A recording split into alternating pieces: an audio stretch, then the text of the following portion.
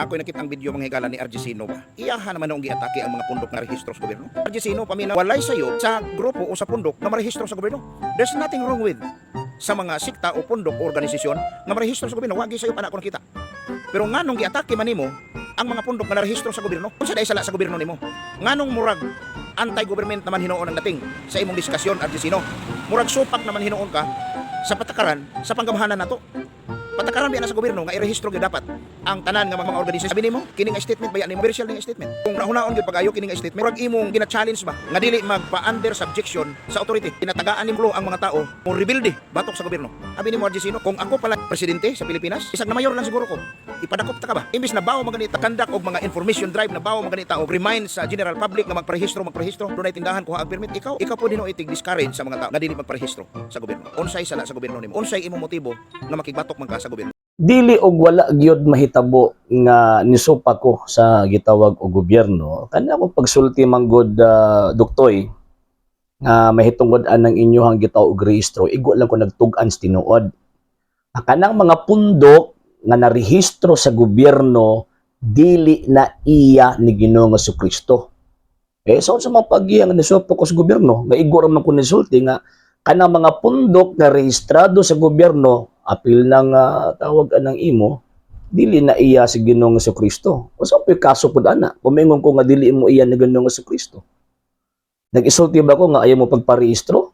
Ganit nalipay ko nga nagparehistro mo, nga naman kay nagpadayag nga factual ang pamulong, factual ang mga argumento nga among gipresent nga kanang inyong pundok dili iya ni Ginoong Jesucristo, kay mismo ang dokumento sa gobyerno nagpamatuod na kanang inyong pundok nga inyong giparehistro dili na iya ni Kristo.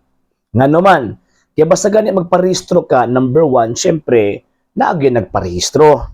O nya, pag magparehistro manggod ka sa mata sa gobyerno, ha, ikaw ang originator, ikaw ang founder, o sa term pa, sa SEC, kining gitawag og incorporators. So kung incorporators ka, ikaw ang originator or founder sa sekta or sa institusyon na imong giparehistro sa gobyerno. Buti pasabot, pag magparehistro ka, kanang imong institusyon, kanang imong sektang gipasakupan, ilalom sa balaod sa gobyerno. Ano na kaingon man ko nga dili na iya na Ginoong Jesucristo? Number one, tungod kay again, na ay mga founders, na ay mga incorporators nagparehistro, imposible man pag-ayo nga ninaog si Ginoong Jesucristo sa 20th century niya pagkahuman nagparehistro niya, iparehistro ng inyong pundok kung kang Kristo gyud na. The fact nga walay pangalan ni Ginoong Jesucristo, the fact nga way personahe si tawag ining walay personahe nga Kristo nga nanumpa sa abogado, kasi siyempre pag magparehistro magug ka naa kay sworn statement, kung baga kanang imong gitug-an din ha sa rehistro tinuod na tanan nya mo pirma ka nya notaryuhan na sa abogado. Ug ang responsableng mo pirma ana ang mga incorporators mo ibito sa Articles of Incorporations, nakapirma ang mga incorporators sa kilid o nya sa last page na adito ang nakabutang ang mga ngalan sa mga incorporators. So mo ni number one, kung na-incorporators mo ni mga founders, unya imposible kayo nga si Kristo minaog nagparehistro og pundo ka kanang inyong ipasakupan ron, imposible kayo, mga bakakon mong dagko. Number two, nganong tawag ining niuyon man ko sa pagparehistro ninyo, kay mismo ang gobyerno nagsulti na kanang pundok nga inyong giparehistro kamo-kamuray tag-iya ana. Kanong inyo mang ipasangil sa Ginoong Jesucristo? Diba? Nganong ipamugos magyud ninyo inyong kaugalingon, ipailan ninyo sa mga tao nga iya mo ni Ginoong Jesucristo nga kamo-kamo ra may nagparehistro ana. Kamo-kamo ra may tawag ining founder ana. So buti pasabot na makak mo atubangan sa mga tao.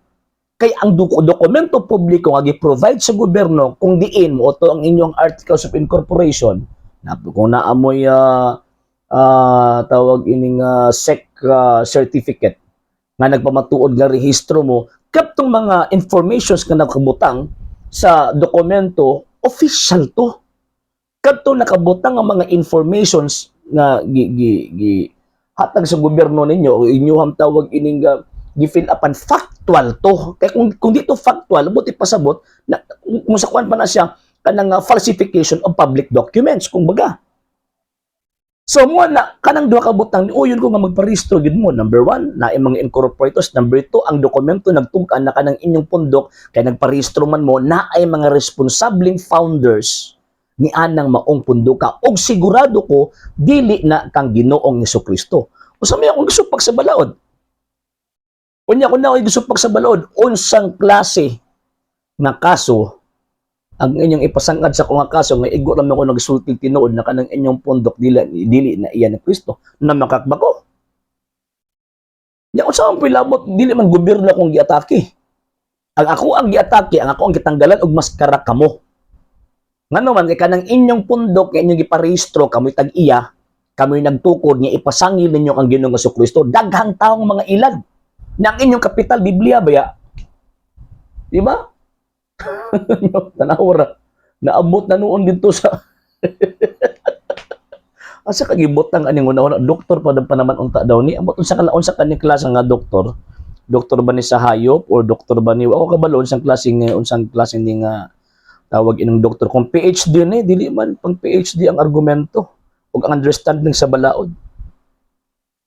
Nang dita pailad mga sir ug mga mama kay narabay uban nga mura ra bag true basta mang istorya.